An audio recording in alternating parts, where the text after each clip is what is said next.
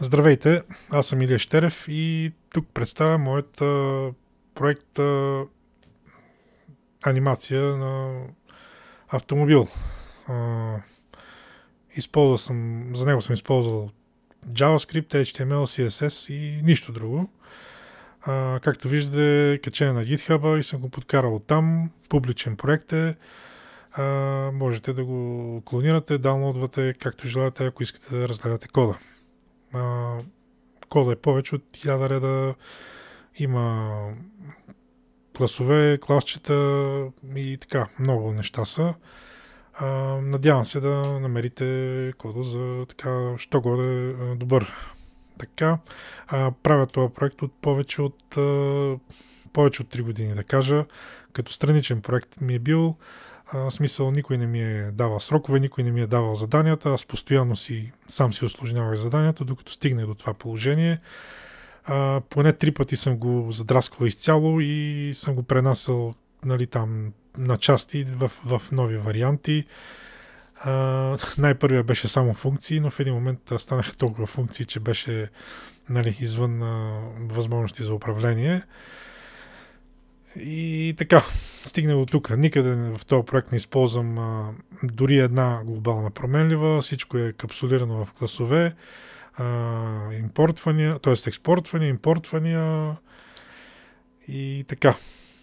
Още веднъж мисля, че за момента го харесвам като цяло кода. Това е версия 1.0.0. Тепърва ще се рефакторва. В края на, нали, на това видео пак ще говоря малко, нали, неща за това, че примерно все още проекта не е с тествания и така. И да кажа, че това не е responsive design. Тук в случая демонстрирам повече моите JavaScript умения и програмна логика най-вече, защото, нали, редовете код, нали, на JavaScript те са най-много, те са преобладаващите и там всичките условия и подусловия, които, нали, съм правил. Така, сега моите HTML, CSS умения, тук съм опитал да нарисувам един облак, едно слънце. Те за момента нямат никаква функционалност. Също така няма никаква функционалност и тук тия двата бутона за къси и дълги светлини. Като цяло имам някакви планове, до някъде съм стигнал с тия неща, но за момента не съм ги включил, защото мисля, че проектът е достатъчно сложен. Не знам дали споменах. Да, мисля, че казах, че са повече от 1000 реда код. Има достатъчно за разглеждане и за оценка. Така, да продължим. Така, най-напред, да, тук горе ляво са оборотомерите. 3 оборотомера, нали, паралелно един на друг, показват или индикират оборотите на двигателя. То е само като стълбичен индикатор. Няма цифрови, нали, репрезентации. Тук това е цифровия, а този е стрелковия. Нали, ясно е. Същите ги има тук като скоростомери, обаче за скоростта на автомобила. Има малка разлика. Нарочно така ги направих. Този стълбичният тук в дясно е по-различен от този в ляво, защото нали, идеята е, че този има вече сложени елементи и само цвета им се сменя в зависимост от оборотите, а пак тук няма сложени елементи и елементите се слагат динамично и се махат динамично в зависимост от скоростта на автомобила. Моля, извинете ме. Нямам много опит с, нали, правене на видео, не съм професионален влогър. Така, след това отдолу са педала на спирачките и педала на газта. Виждате ги, те са рейндж елементи, ще ги нарека слайдери. На Mozilla и на Chrome изглеждащо горе добре. Исках да кажа на Edge и на Chrome изглеждащо горе добре. На Mozilla са ужасни. На Opera не съм и опитвал да ги гледам. Отново, нали, тук не говоря толкова за HTML и CSS, повече за JavaScript и програмна логика. Така, тук е контактния ключ. Бутон за... това са само индикатори, които не знам, сигурно ще ги направя някой ден тук, като светна това да стане зелено. Съответно, като върна сам това да стане зелено, но това са вече подусловия, не са чак толкова важни. Така, следва автоматичната скорост на кутия. Да, това е моят автомобил с автоматична скорост на кутия. Тук това, което изглежда като ръчна скорост на кутия, всъщност целта му поне към момента е само да бъде индикатор на коя скорост сме. Няма функционалност, т.е. е само read-only. Така, и това е бутон за стартиране на анимацията. И така, само да погледна момент, извинявайте, защото тук следя един текстов файл, на който съм написал всичките тия неща и нещо да не пропусна.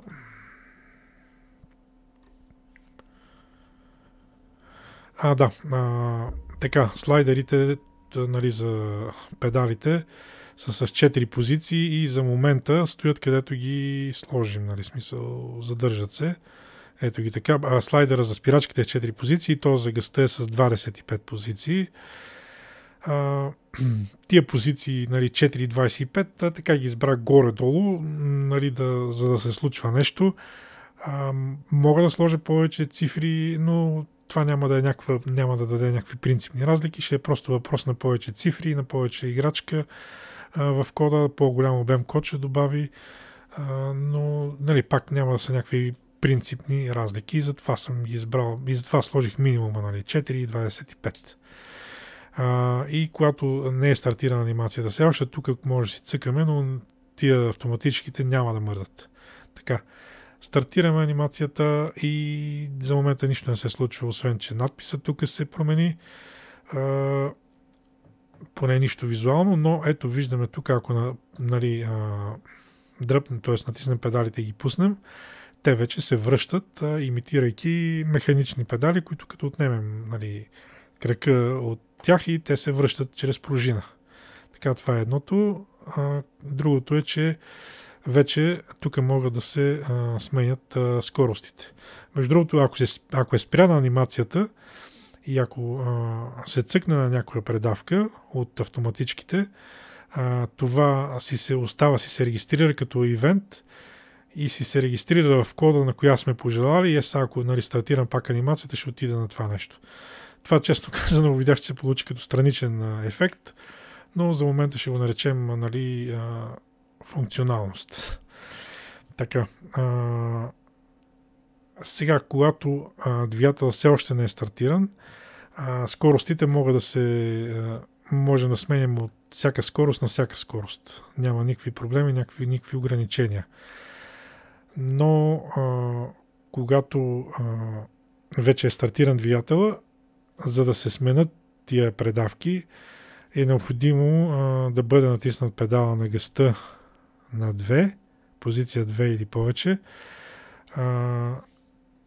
и скоростта на автомобила да е 0. Но ще стигне до там. Просто показвам, че сега в момента можем, нали, да си ги разместваме, както, нали, на истински автомобил, когато сме на място, може и там да си ръчкаме. Така. Вече можем да пристъпваме към стартиране на двигателя. За да стартираме на двигателя, нали, както в един истински автомобил с автоматически, трябва педала да ни е натиснат на позиция 2 и нагоре и да е на P позиция. Това е, нали, важно, съвсем реално условие. Сега, още нещо само да кажа, преди да стигне до това стартиране, че сега не можем. Когато вече сме на контакт, тогава педала на газта си остава, нали, каквато си е функционалността, обаче педала на спирачките вече не се връща от позиция 2 и нагоре. Защо? Защото на мен ми трябва с една и съща мишка в смисъл, няма да мога с една и съща мишка да държа тук да натиснат педала и да натискам бутона, примерно, за стартиране на двигателя. Нали, в един реален автомобил с крака ще държим спирачката, с ръката ще натискаме бутона, но тук имаме една мишка. Нали? Да, затова разбирате и затова го направих. Нали? Добавих тази функционалност.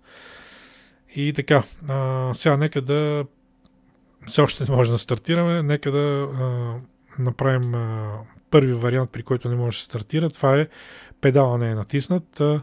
цъкваме, следим педала, тук получаваме индикация, че не е работата наред. В следващия момент натискаме педала, пък сменяме предавката да не е P. Следва тук P-то, пак нали, получаваме индикация, че не е наред работата. И сега и двата варианта, нали, когато не са наред, нали, опитваме да стартираме най-напред е спирачката, после е тук.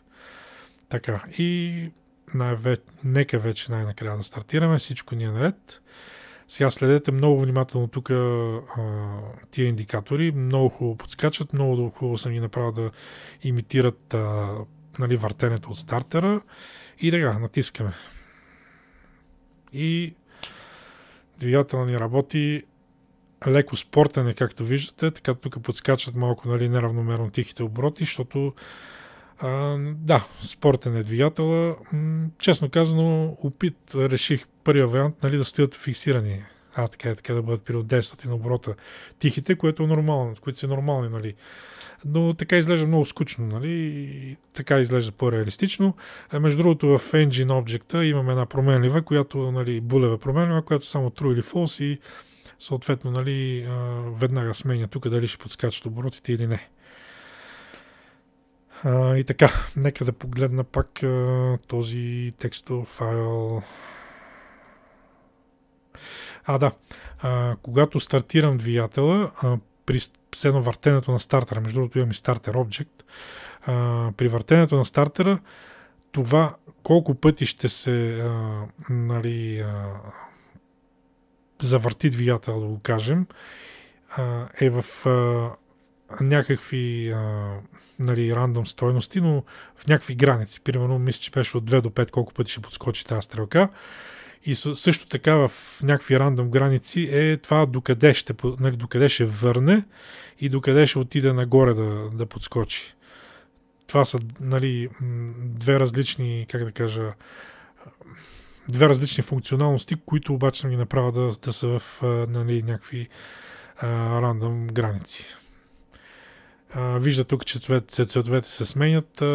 Айде, нека да говорим за цветовете малко по-късно. Така. Текстов файл. Така. Да, време е вече да направим форсаж на двигателя, да видим колко ни е корав двигателя.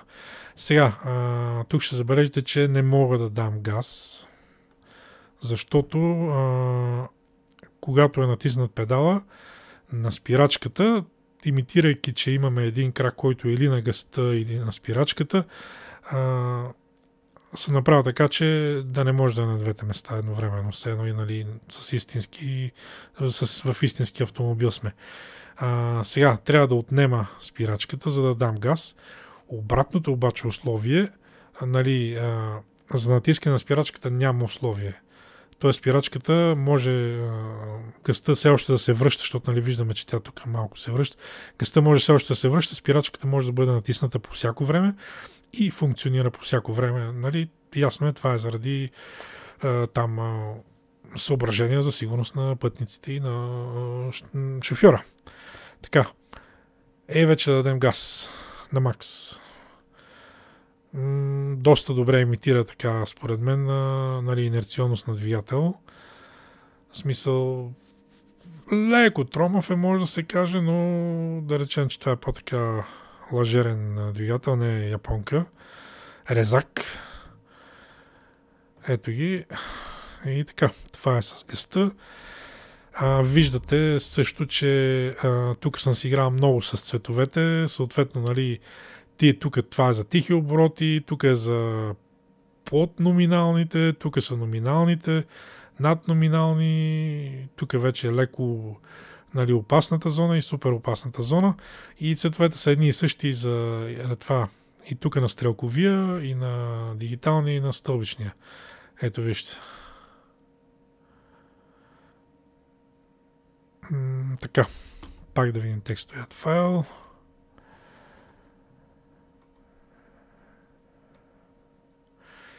Така, време е да подкарваме.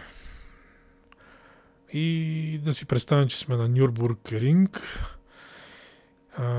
Да включваме на директната и това ще го нарека cruising speed, т.е. Нали, карал съм автоматичка преди повече от 15 години и има такава cruising speed, като отнемем спирачката примерно на светофар и колата леко потегля без газ и така. В случая моята cruising speed е 7 км в час. Също да кажа, че това движението на пътя, нали, ясно е, че го имитирам, нямам SVG тук. Това са дивове, на които махам, нали, черните са дивове и белите са дивове, на които махам отдолу и слагам отгоре, нали, пиксели. И съответно не мога да варирам много с визуалната скорост на пътя. И съответно визуалната скорост на пътя се променя на 10 км. Става по-бърза от, т.е. една е скоростта от 0 до 10, след това малко се ускорява от 10 до 20, но стои една и съща, от 20 до 30 пак малко се ускорява, но стои една и съща и така, т.е. скоростта на път се променя на 10 км. Това в Road Object го има, там как, нали, формирам скоростите. Не мога много да варирам, защото играл съм си да сменям повече пиксели, т.е. да отнемам повече пиксели, там set интервал, там в милисекунди го деля на, т.е. деля на такава на модулно делене права, съответно от ако е на, нали, модулното делене дава 15, са, нали, едни, използвам едни милисекунди и така нататък, ще го видите в Road Object. И така, просто казвам, че не са много добре оформени това, нали, визуалната част. Мисля, че ако е с SVG, може да е малко по-добре, но аз с SVG не съм работил. Решил съм, че SVG-то е за хора с така по-артистични таланти, което аз поне за момента не съм. Не знам едва ли някога ще стана така артистична натура. И така. Това е за момента с пътя. Просто защото сега ще натисна гъща, ще ускорим, да знаете защо се получават тия неща. И така, ускоряваме. Следете сега тук оборотомери, следете скорости, т.е. ръчни, следете скоростомери. И така. Връщам отново, следете, тук се сменят всичко, нали, смисъл, много неща стават едновременно. От сега да кажа, това говорим за един JSON файл, Engine Characteristics, който, нали, така най-грубо имитирам характеристики управлявани чрез софтуер или там съответно в мисля, че се водеха там Engine Maps, разните, нали, зависимост от положението на газта и така нататък. Моето е нещо подобно в съвсем елементарен вид. Но това е смисъл Engine Characteristics, Ajax JSON файла, който, нали, ми определя всичките тия неща. Така, сега ще ускоря пак на Max. Отново, ако ви занимава, следете. Смяна на скорости, смяна на обороти, ускорение и така. Просто сега ще пусна, забележете скоростта, с която нали,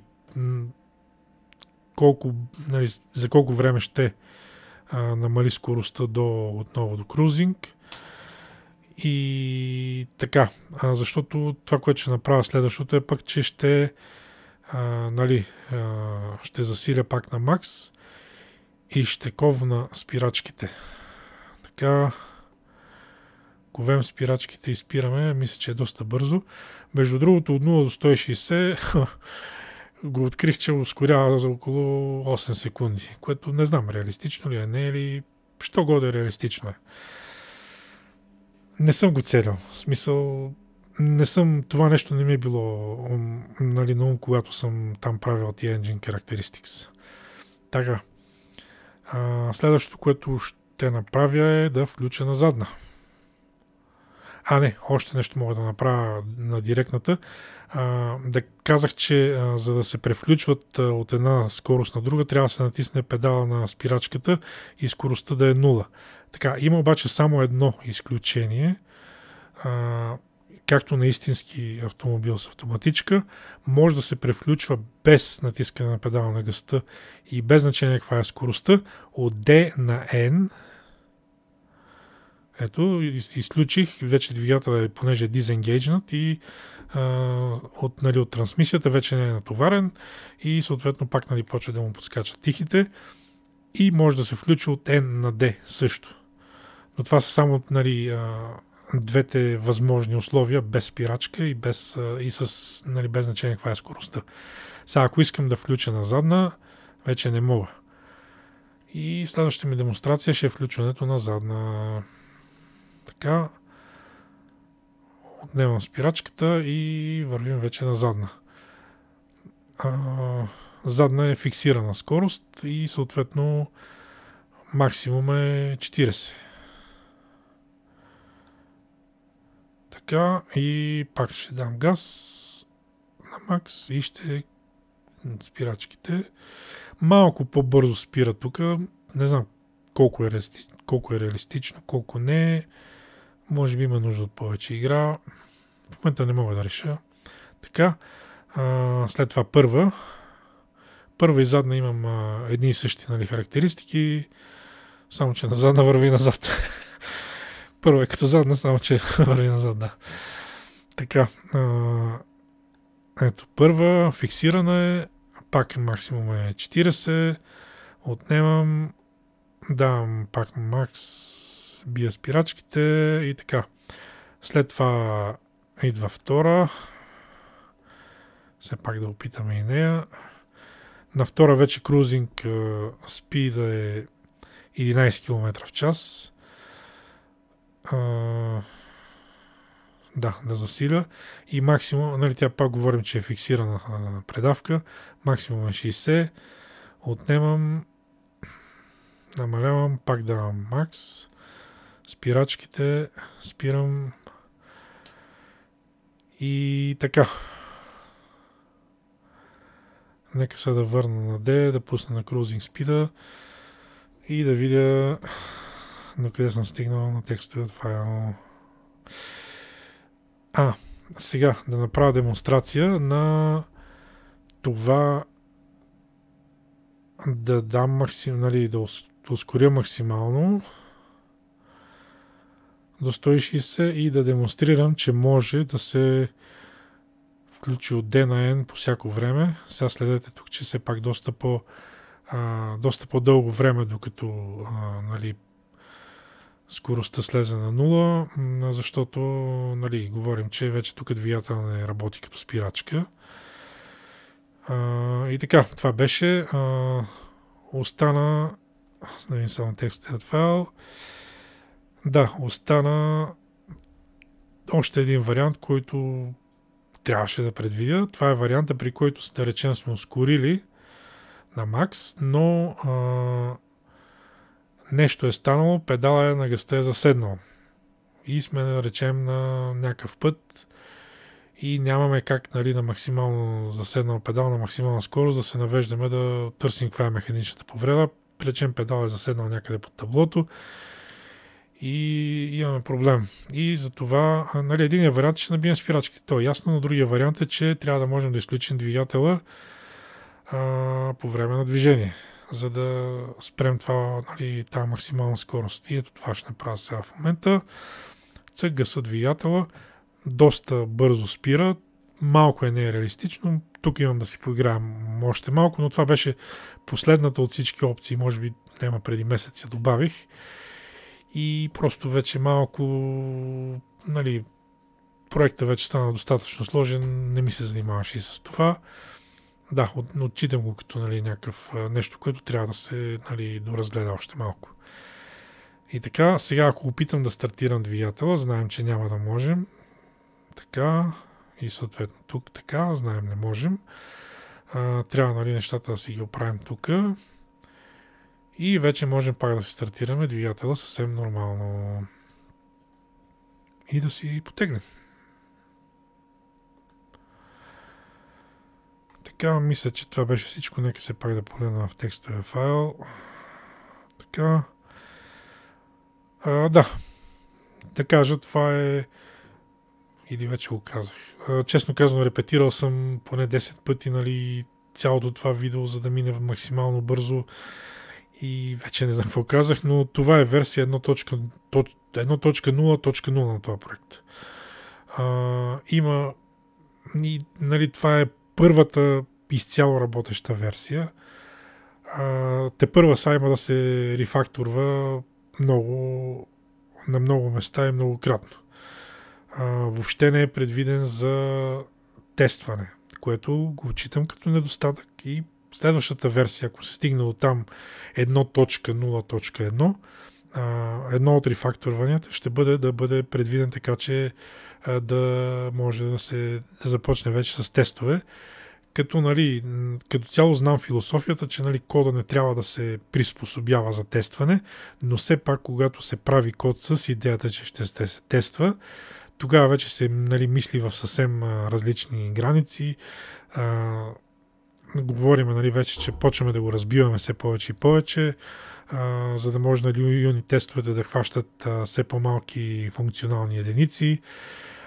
И като цяло съм съгласен с всичките тези неща, че когато кода се прави с идеята за тестване, става доста по-качествен. Сега за TDD вече е късно, кода е направен, нали? Той просто в движение добавях толкова много неща, че, нали, нямаше как да е TDD. По-друго само ще да кажа. Момент само. Няма Jest, не съм включвал Jest, нали, казах го вече. Тест Suites не съм включвал. И така.